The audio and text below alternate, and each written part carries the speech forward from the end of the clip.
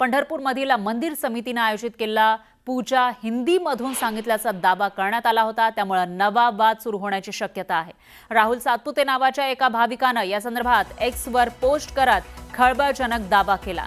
मंदिर समितीने तुकाराम भवनमध्ये तुलसी अर्चन पूजा आयोजित केली होती। पूजेमध्ये 30 ते 35 मराठी कुटुंब तर एक अमराठी कुटुंब होतं।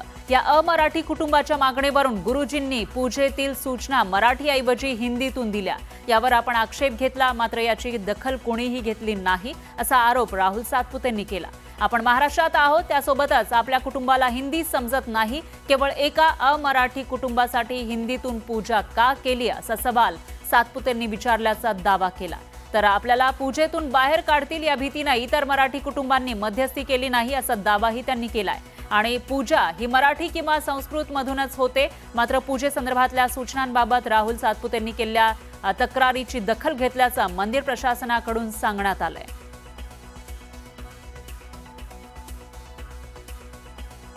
दरम्यान राहुल सातपुते यांनी आपल्या पोस्टमध्ये नेमकं काय म्हटलंय ते आपण बघतोय। मंदिर समितीकडून तुकाराम भवनात तुलसी अर्चन पूजेचं आयोजन केलेलं होतं। गुरुजी स्टेजवर बसून पूजा सांगत होते असं सातपुते म्हणतायत। मराठी समजत नसल्यानं हिंदीतून पूजा घालण्याची अमराठी कुटुंबानं मागणी केली आणि गुरुजींनी हिंदीतून पूजा घालण्यास सुरुवात केली असंही सातपुतेंनी आपल्या या पोस्टमध्ये म्हटलंय। आपण महाराष्ट्रात आहोत, आमच्या कुटुंबाला हिंदी समजत नाही, म्हणून मराठीतून पूजेच्या सूचना द्या अशी गुरुजींना आपण विनंती केल्याचंही सातपुतेंनी म्हटलेलं आहे। गुरुजी माझ्यावर चिडले आणि म्हणाले या माणसाचा काय विषय आहे असंही सातपुते म्हणतायत। तर सुरक्षा रक्षक समितीवाले या माणसाशी बोला, त्याशिवाय पूजा पुढे सुरू करता येणार नाही असं गुरुजी म्हणाले आणि ते चिडल्याचंही सातपुते म्हणतायत। पूजेतून बाहेर काढतील या भीतीनं एकही मराठी कुटुंब पुढे आलं नाही असंही आपल्या पोस्टमध्ये सातपुतेंनी लिहिलंय।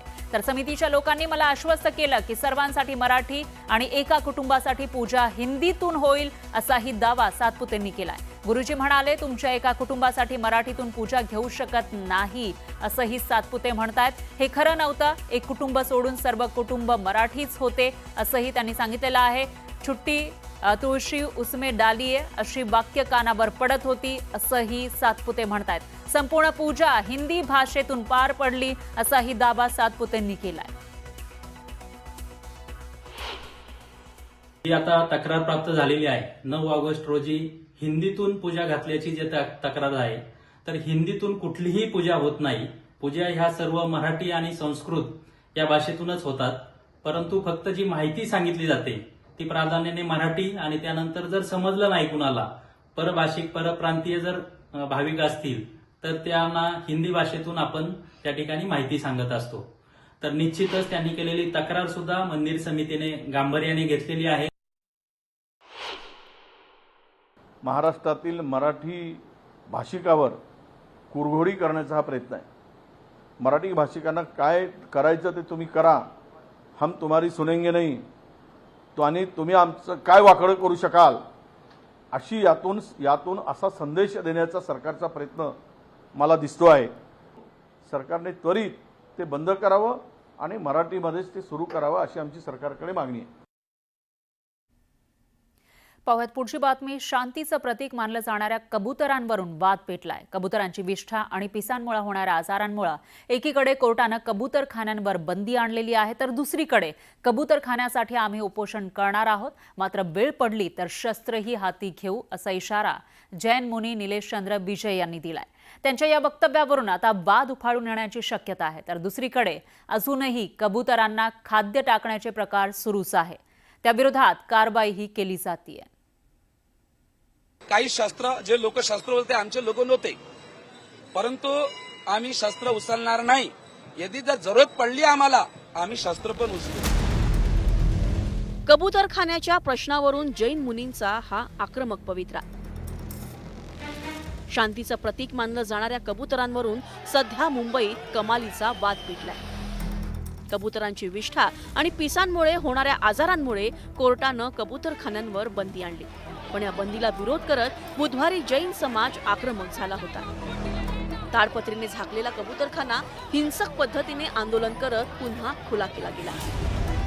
गुरुवारी याविषयी मुंबई हायकोर्टात झालेल्या सुनावणी दरम्यान मुंबई हायकोर्टानं कबूतरखान्यांची बंदी कायम ठेवली आहे। दरम्यान मुनी निलेशचंद्र विजय यांनी या कबूतरखान्यांच्या प्रश्नी शांततेनं आंदोलन सुरू ठेवणार असल्याचं सांगितलंय.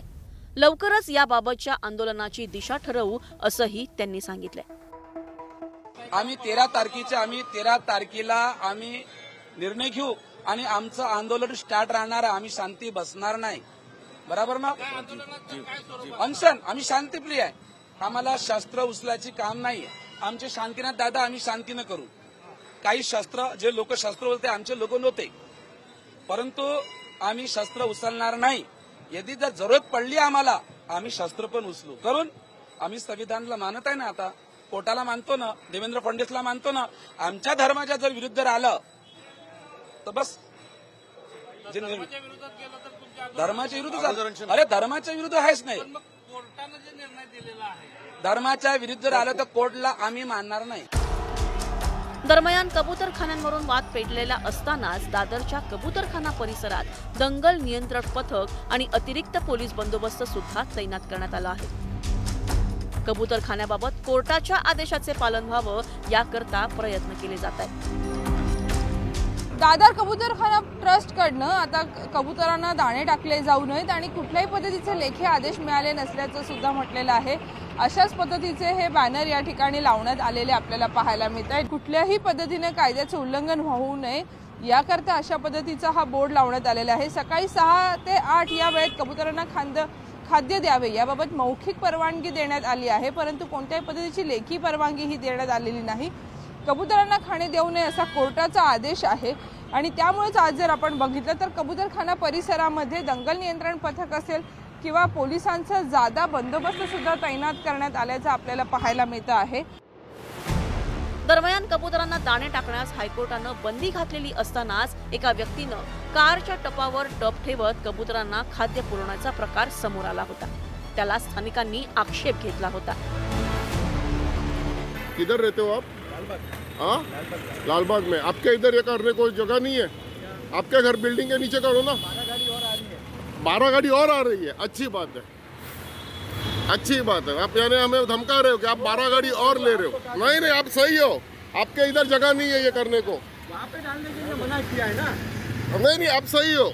यहाँ पे डालने के लिए मना किया क्योंकि वहाँ पे कबूतर बहुत ज्यादा हुए भाई साहब.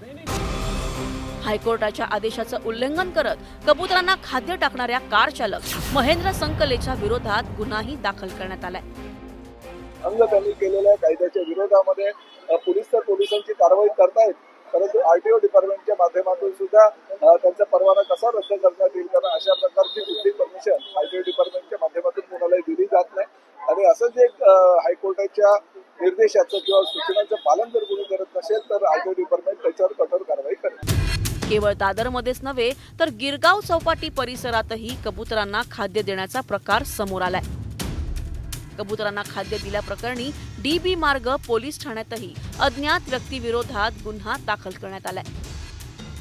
गिरगाव चौपाटीवर खाद्य टाकणाऱ्यांवर आतापर्यंत 8,000चा दंड ठोठावण्यात आलाय.